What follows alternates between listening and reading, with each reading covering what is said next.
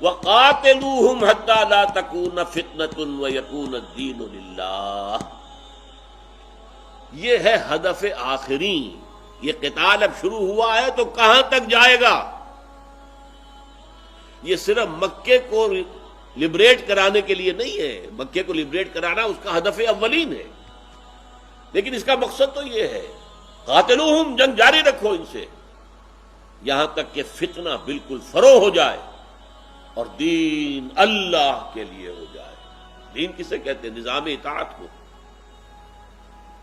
پوری زندگی اللہ کی اطاعت میں آ جائے۔ دین اللہ، دین الملک، بادشاہ کا دین، پورا ملک اس کا نظام بادشاہ کے تحت ہے، اس کا اختیار ہے۔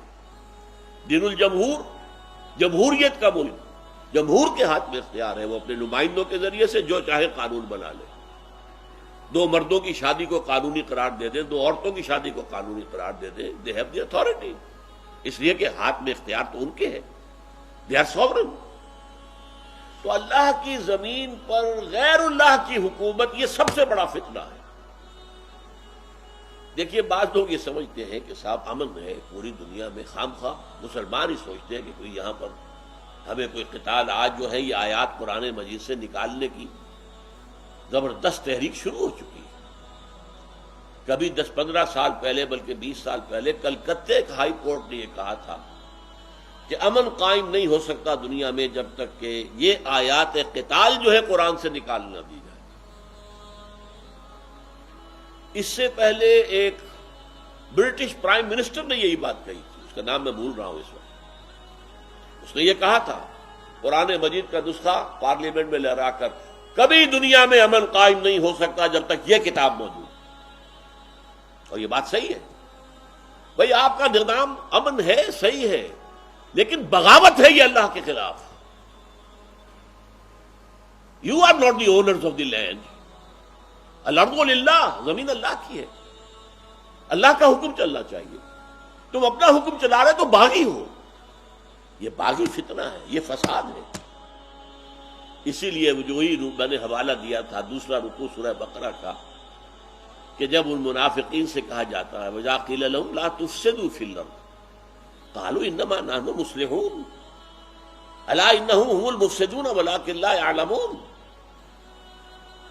جب ان سے کہا جاتا ہے کہ زمین میں فساد نہ مچاؤ، وہ کہ ہم تو صلح کرنے والوں میں سے، بھائی ہم تو کہتے ہیں جنگ نہ کرو، اور تم الٹے ہم سے کہتے ہو کہ زمین میں فساد نہ مچاؤ۔ یہ بڑا ایک نازک نقطہ ہے، سمجھنے کا نقطہ ہے۔ وہاں اصل فساد کیا تھا کہ بڑے فساد کو ختم کرنے کے لیے اب اللہ کا رسول ان کے ساتھی کھڑے ہو گئے تھے، اللہ کی بغاوت کے خلاف جد و جہد کر کے اللہ کی حکومت قائم کرنی۔ اب اس جد و جہد کو زخم پہنچانا، نقصان پہنچانا، ذوف پیدا کرنا سب سے بڑا فساد ہے۔ وَإِذَا قِيلَ لَهُمْ لَا تُفْسِدُوا فِي الْأَرْضِ قَالُوا إِنَّمَا نَحْنُ مُصْلِحُونَ، ہم تو بھائی کہتے ہیں جنگ نہ کرو، اور اگر مارنا ہی ہے کسی کو گڑ دے کے مارو، زہر دے کے مت مارو، دعوت کرو، تبلیغ کرو، سب ٹھیک ہو جائے گا۔ ہم تو صلح چاہتے ہیں کہ جنگ نہ ہو۔ أَلَا إِنَّهُمْ هُمُ الْمُفْسِدُونَ وَلَٰكِن لَا يَشْعُرُونَ، ان کو شعور نہیں ہے، اصل میں مفسد یہ ہے۔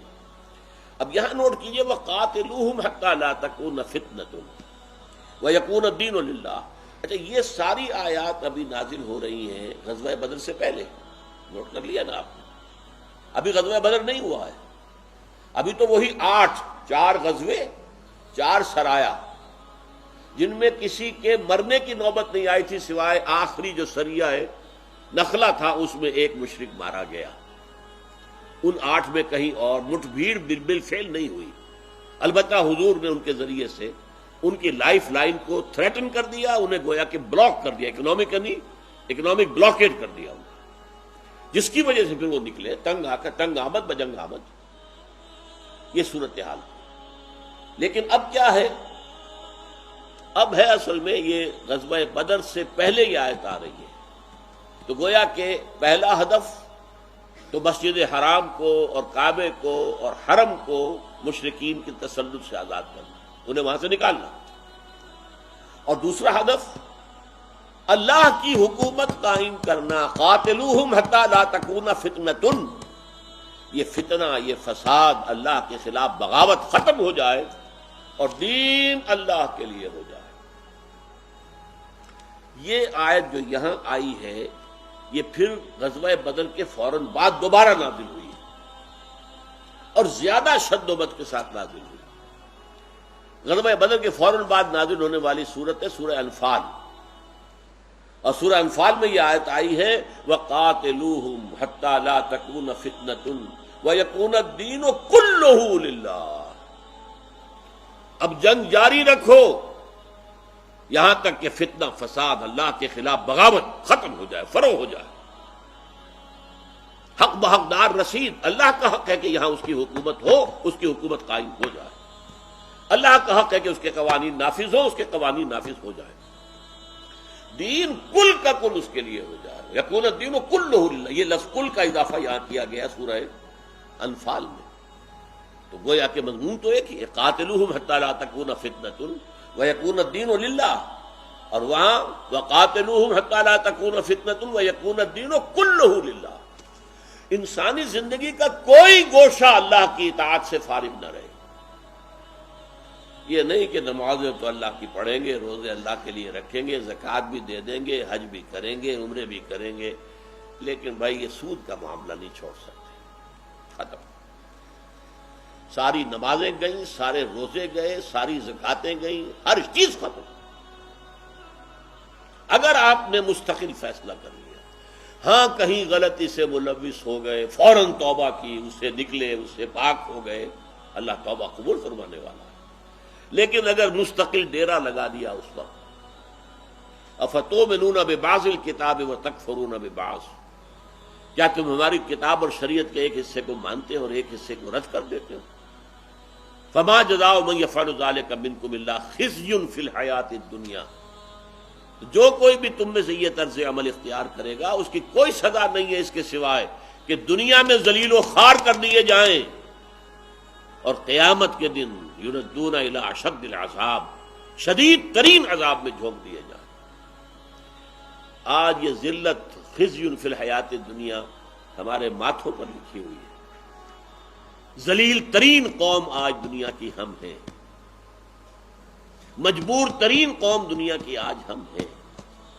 ضربت علیہم الذلۃ والمسکنۃ وباؤوا بغضب من اللہ وقاتلوہم حتی لا تکون فتنۃ ویکون الدین للہ فإن انتہوا، اور اگر وہ باز آ جائیں، دین کو قبول کر لیں، چاہے اسلام نہ لائیں، نوٹ کر لیجئے اس بات کو، اسلام لانا اور ہے، دین کو قبول، نظام قبول کر لو۔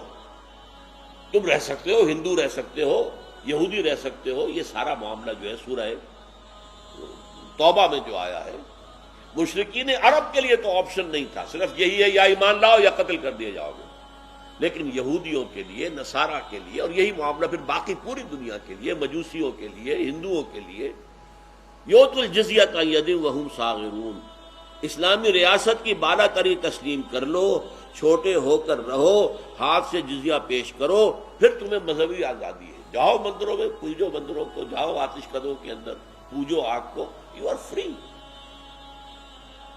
یہ انتہا، فَإِنِ انتہوا، دین کے اعتبار سے البتہ ہم برداشت، اگر ہمارے اندر جان ہے، ہم بے جان ہے تو کیا کریں گے، کچھ نہیں کر سکتے۔ اگر ہمارے اندر جان ہے تو ہم برداشت نہیں کر سکتے کہ اللہ کے دین کے سوا کوئی دین ہو یہاں پر۔ یہ برداشت کر لینا بھی غداری ہے، ایبٹمنٹ ہے، گویا کہ ہم ساتھ دے رہے ہیں، ہم نے ذہن ریکنسائل کر لیا ہے، ہم ان کی خدمت کر رہے ہیں، ان کی چاکری کر رہے ہیں، ان کی نوکری کر رہے ہیں۔